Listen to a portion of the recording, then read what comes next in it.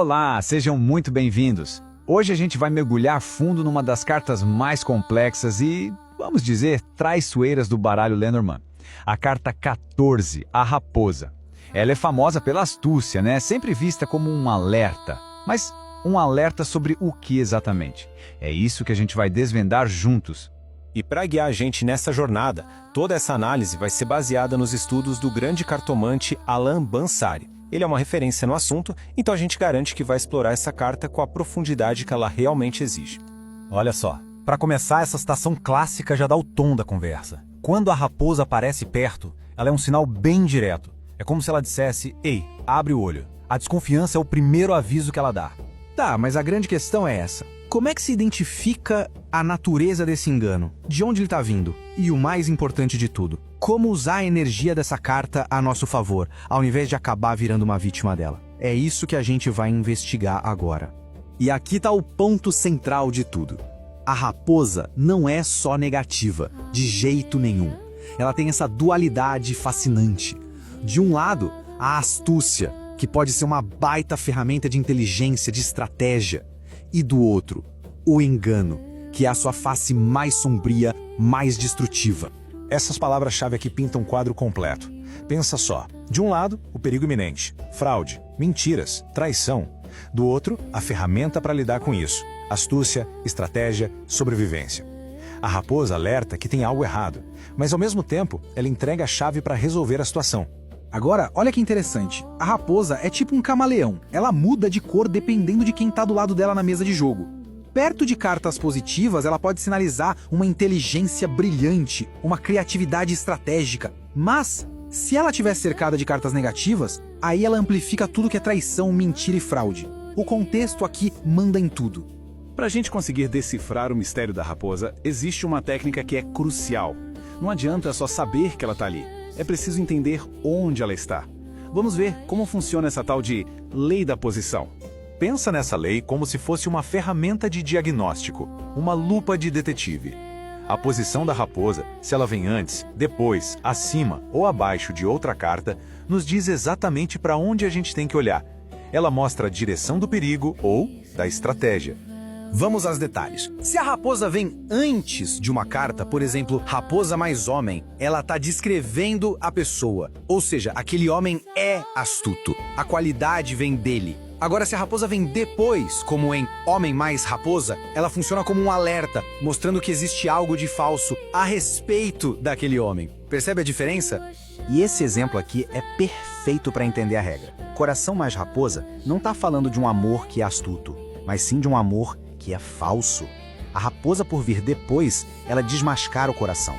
Ela indica que os sentimentos não são genuínos, que são dissimulados. Esse ponto aqui é crucial. Já na vertical, a lógica muda um pouquinho. A raposa acima de uma carta sugere algo que está pairando sobre a situação. Podem ser planos, manipulações ou até mesmo expectativas erradas da nossa parte. Já a raposa abaixo é um conselho. Um conselho para a gente agir com a astúcia da própria raposa. Observar, ter diplomacia e esperar o momento certo para agir. Muito bem. Agora que a gente já entendeu as regras do jogo, vamos ver a raposa em ação. Como é que essa energia toda se manifesta na vida real? No amor, no trabalho, nas finanças? No amor, a raposa costuma ser aquele sinal vermelho piscando. Ela pode apontar para infidelidade, sim, mas também para coisas mais sutis, sabe? Como sentimentos que são escondidos, uma relação que é baseada em interesses, ou simplesmente uma superficialidade gigante onde se esperava profundidade.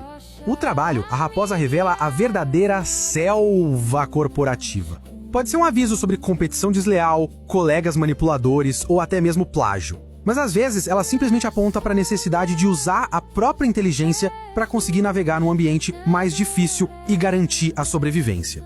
E aqui, atenção máxima. Quando o assunto é dinheiro, a raposa é uma bandeira vermelha gigante. Ela grita sobre o risco de fraudes, de roubos, propostas desonestas ou dinheiro de origem ilícita.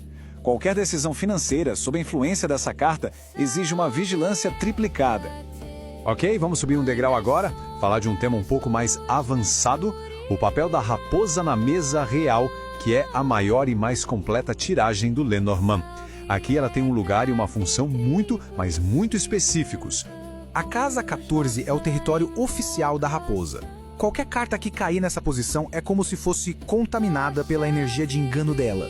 A mensagem dessa casa é direta e reta. Aqui tem alguma coisa errada. A função dela é justamente essa: jogar uma luz num ponto cego, numa área da vida onde as coisas não são o que parecem ser. Depois de tudo isso, seria fácil, né? Olhar para a raposa e ver só uma ameaça. Mas a verdadeira sabedoria tá em virar essa chave. E se, na verdade, ela for um chamado à nossa própria inteligência? Então vamos resumir o processo. Quando a raposa aparecer, o que fazer? Primeiro, reconheça o aviso, não ignore.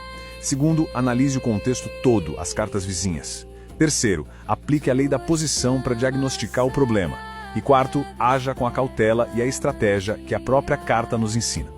E aqui tá a grande virada de chave, o pulo do gato, se preferir. A raposa não aparece só para anunciar um problema. Ela surge como um convite para ativar a nossa própria astúcia, a nossa percepção, a nossa capacidade estratégica. Ela nos desafia a ser mais espertos que a armadilha. E com isso fica a reflexão. Na próxima leitura, ao invés de perguntar o que vai dar errado, talvez a pergunta certa seja: como eu posso ser mais inteligente para superar isso? No fim das contas, a raposa é o veneno ou é o antídoto? A resposta está em como se escolhe usá-la.